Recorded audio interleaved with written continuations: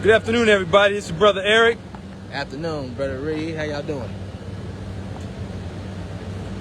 Have I got a story for you? Our brother, fellow car servicer at the CTA, had a strange phone call. You say strange phone call this week, right? And about 2 days ago. And we're here at Belmont. We off the clock. And I said, Brother Jamal, you got to tell the people what happened. Because that's the problem, is the management and their friend, our president, tend to harass us for just standing up for each other, standing up for our jobs and our working conditions. That part. So tell us, I'm going to switch this view. No, I'm going to keep it this way because we'll switch it later. But anyways, tell us, Brother Jamal, there was a phone call made to you first, or was it to your relative? It was to a relative. Okay, so tell us about that phone call to the relative. So, basically, right? I didn't get a call, though, but someone said there's a car servicer from such and such line passing out layoff papers and no strikes and all this and everything. So when I go into the shop, there's only 2 papers on this table at this particular shop. And let's see. Right here. This is it? Is this what you saw? Yep. Okay. I saw that right there. Okay. So you were going to the shop and you saw this. You actually had some of these because we're organizing for this, right? There's nothing about striking in it. I don't know where these striking. Who's saying strike? We're saying we want to keep our jobs. Right. We didn't say no strike. Exactly. But you found, so somebody already passed these around, and now a manager. Go ahead. Basically, and I guess so. I guess whoever the GM is, I guess they felt like they had to call up the union president and tell them like, hey, such and such is passing out flyers, even though I didn't pass these out. I didn't even have these to begin with. I actually just found it sitting at the table. Actually, it was like 4 of them sitting at a table. Yeah. 2 at this table, 2 at that table right there. So,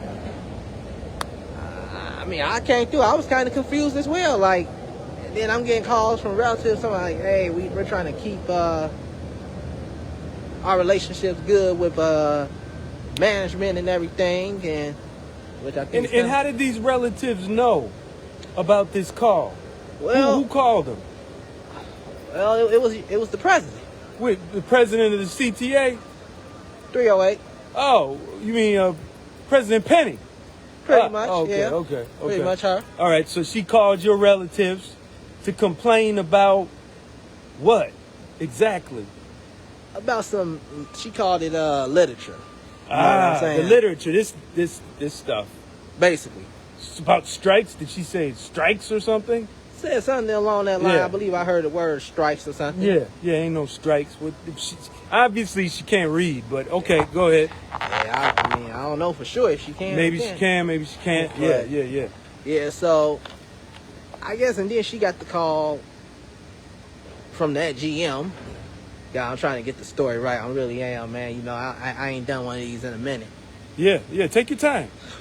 Take your time, brother. Just tell the truth. That's all that matters.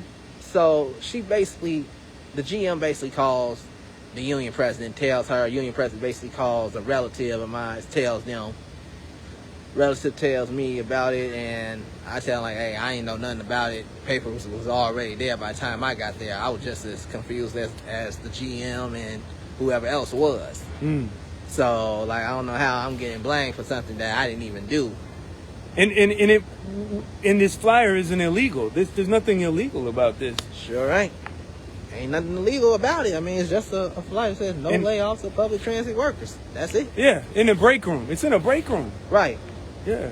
Now, it ain't like somebody was going through and passing them out, putting them in the office and the toolboxes and all that and everything. No, it was just in the break room. And for some reason, I got blamed for it. So pretty much, yeah, that's the story right there. And so there was talk about, you had mentioned in our conversation about this, that our brother was explaining to me that our president was concerned about having support for the next election. It became something about an election. What could you tell us a little more about that? Yeah, so pretty much told me they basically trying to tell you who to vote for and who not to vote for. They don't want you voting for certain people.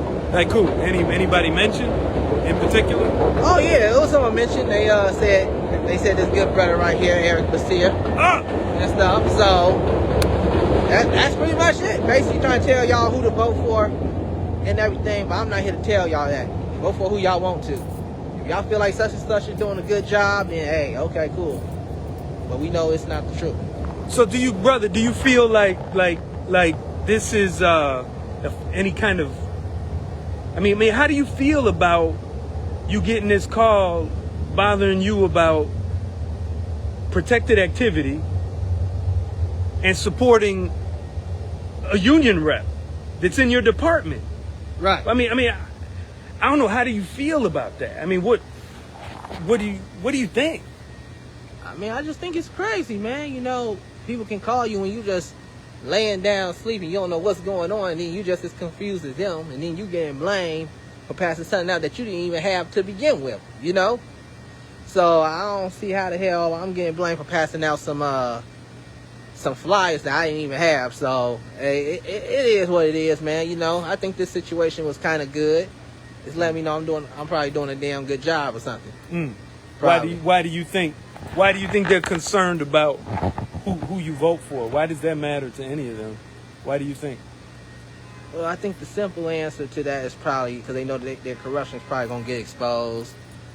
But the more I'm trying to word my stuff together here. The more advanced answer to it is that they know that a lot of them shouldn't get exposed. Where's all this money going to? Who is these others that y'all was giving all this salary to as well, and a lot of other stuff as well. That's about it. So brothers and sisters, this brother Jamal is extremely brave. Okay, I know a lot of coworkers who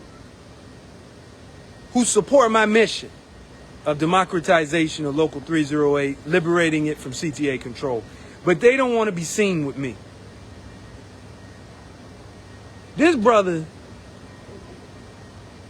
has taken initiative to say, Brother Eric, let's go out and let's go talk to the people. Let's try to motivate the membership to speak out about these terrible working conditions, these threats of layoffs. And this brother took initiative, man. So what does a good leader do, President Penny, with a member that takes initiative? They say, go and do. I back you up. I'll do it with you. And that's why I do it. I support this brother 100%. So I got a message for you, President Penny, President Mark, GM. I got a message for you. Is that okay, brother, if I say something? You cut me off if you want me to say. But my message is, you are in violation of the Illinois Labor Relations Act by harassing this brother and anybody who supports me for president or anybody that supports democratization of our union and liberating it from CTA control. Because we have just proven to you this morning about who controls, who is the president of Local 308. And it is not Penny and Mark. It is the management and the politicians. And if you all are sick and tired of being sold out contract after contract, your grievances. I mean, here our president is going to organize another damn safety protest. Yet she won't even get the time clock moved from Howard Terminal to Howard Tower so the switchmen and the towermen don't have to walk through the crime-ridden neighborhood. Same thing at 98. They make them go walk all the way from 98 to 95th. They might get robbed. They might get broken into. Yet you want to protest about safety, and you don't even want to tell these stingy, damn mismanagers, put the time clock where the people work. What kind of place is that, brother? Where you work at, brother, we work at one location, but then we got to go all the way 3 blocks away to go tap a time clock. And they talk about safety. This is just nuts. So you gotta understand, this brother here is so brave. And I hope this brother inspires you. When you are off the clock, speak up. When these managers and President Penny harass you, retaliate against you for speaking up about your terrible working conditions, for saying, I stand with the boogeyman. You don't have to be quiet about it. Brother Jamal just took the step and he showed you. And I'm going to be backing this brother up. So any of you CTA mismanagers that want to retaliate against this brother, I'm watching you. You're not going to get away with it with this brother, because he tells me what's going on and he ain't afraid to speak up. And Go ahead. so I had a meeting with my senior manager, and I told my union president, like, hey, I'm requesting such and such to be. I'm requesting Eric Basir or Martin Gallardo to be there. What's my name, bro? Gallardo, that's fine. Gallardo. Yeah. Gallardo to be there. Yeah. Instead, she sent somebody I'm not really cool with. You can say the name so other people know. Yeah, Who did Lamont. she send? She sent Okay, Lamont. okay. I didn't All right. request him. Now, it ain't no disrespect, but if I say, hey, like, I requesting such and such to be there, like, hey, you supposed to send them to me. You don't send who you want to send. Right. Like, Yeah. that's about it for me. That's it. And you elected. Yeah. But how did it go with Brother Lamont? Maybe he did a good job. Yeah, he did, actually. Okay. You know, he actually... Did he help you with a grievance? Well, no, not really. No, I ain't getting no grievance done, Okay. actually. So, you actually helped me with that, and thank you. Okay. But that's about it for me, y'all. All right, brother. Yeah. Yeah, thank you. And thank you, Brother Jamal. Thank you to you brave co-workers that want to stand up and speak up and condemn the CTA mismanagement. We have a right to do these things. All right? So you see how we just did this? You can do that too. And you don't have to like me. I don't need... Look, in the union office, they got portraits of all the officers. And my portrait's there. Do you know what? My portrait is backwards. They turned it around like this. So basically, I'm like this.